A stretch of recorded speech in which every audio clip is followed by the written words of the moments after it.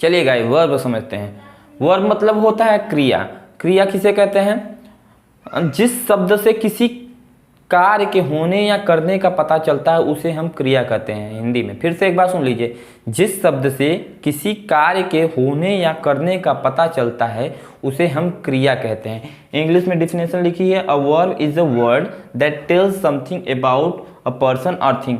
यानी कि वो शब्द वर्ब होता है जो हमें बताता है, किसी व्यक्ति या वस्तु के बारे में बताता है। अब बताता है, इसको एक्चुअली वर्ब क्या होता है कि बहुत बड़ा चैप्टर है, इसको डिटेल में यहाँ पर समझाया नहीं जा सकता, तो इसके लिए मैं अलग से वीडियो बनाऊंगा।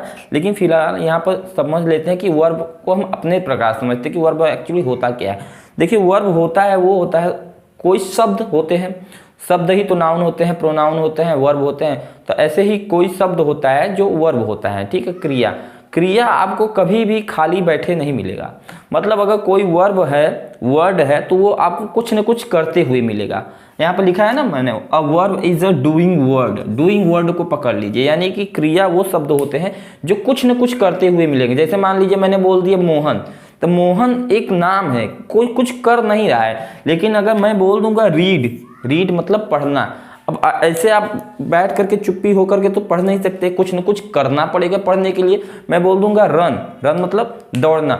और दौड़ने के लिए ऐसे बैठ एक जगह खड़े होकर के तो आप जो है दौड़ नहीं सकते हैं, आपको चलना पड़ेगा, है कि नहीं, चलना पड़ेगा। तो उसको अपने अनुसार समझते हैं कि वर्ब जो होता है एक ऐसा वर्ड होता है जो आपको कभी हमेशा कुछ न कुछ करते हुए पाया जाएगा, उसको वो खाली बैठ ही नहीं सकता है, समझ लीजिए, वैसे ऐसे समझ लीजिए। तो वर्ब जो होता है डूइंग वर्ड होता है, कुछ न कुछ करते हुए पाए जाते हैं।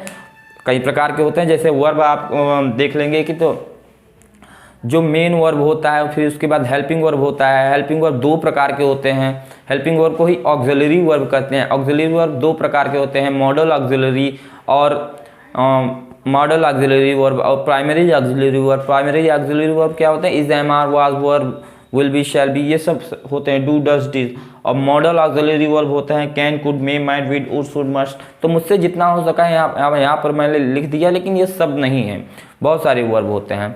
एक तो वर्ब होते हैं सहायक क्रिया जिसको कहते हैं हेल्पिंग वर्ब, वो उस फिक्स होते हैं। लेकिन और जो होते हैं मेन वर्ब वो बहुत सारे होते हैं, लाखों की मात्रा में होते हैं। जैसे feel, appear, walk, sleep, run, go, read etcetera.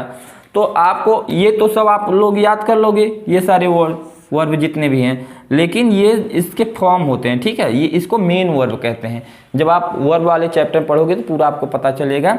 तो अब देखिए फील, महसूस करना। महसूस हम बैठे बैठे तो करने, हमें महसूस होगा तो वो कुछ करते हुए आपको पाया जाएगा। अपीयर मतलब होता है दिखना, दिखना देखना पड़ेगा, हाँ कुछ करते हुए मिलेगा। तो जो वर्ड आपको कुछ करते हुए, जैसे मान लीजिए फूड हो गया, ये फूड क्या वर्ब है? नहीं, वर्ब नहीं है। क्या द वर्ब है? द भी वर्ब नहीं है, क्योंकि कुछ करते हुए नहीं मिल रहा है ना। फूड मतलब तो खाना होता है, कुछ करते हुए मिल रहा है। कुकिंग, कुकिंग मतलब खाना बनाना, हाँ अब इसमें कुछ करना पड़ेगा, तो ये क्या है? वर्ब है।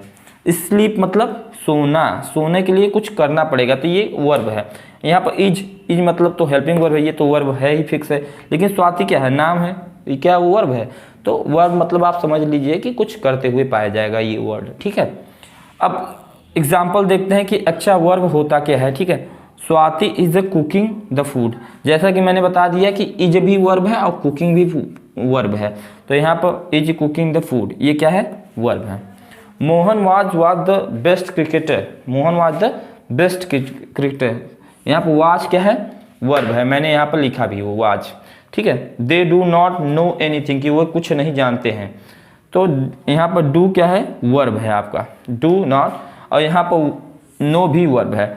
और जो कहते हैं प्रेडिकेट पार्ट होता है वो कहाँ से शुरू होता है? वर्ब से ही शुरू होता है। तो यहाँ पर आपका ये सब्जेक्ट पार्ट हो गया, बाकी जितने बचे हैं ये सारे क्या है? प्रेडिकेट पार्ट हैं। इसका एक्सरसाइज हम कराएंगे आगे। Sita reads the book, Sita जो है किताब पढ़ती है, इसमें क्या है वर्ब? बताइए, क्या बुक वर्ब है? बुक मतलब किताब होता है, कोई काम करते हुए नहीं पाया जाएगा। ये द वर्ब है? नहीं, द भी वर्ब नहीं, कुछ करते हुए पाया जा रहा है, नहीं पाया जा रहा है। रीड्स मतलब होता है पढ़ना। अब पढ़ना हम ऐसे चुप होकर बैठ करके पढ़ नहीं सकते हैं, हाँ कुछ करना पड़ेगा। तो रीड्स क्या है? वर्ब है। और यहीं से आपका प्रेडिकेट पार्ट शुरू होता है। तो ये पूरा आपका प्रेडिकेट हो गया, ये आपका एक वर्ड में सब्जेक्ट हो गया, ठीक।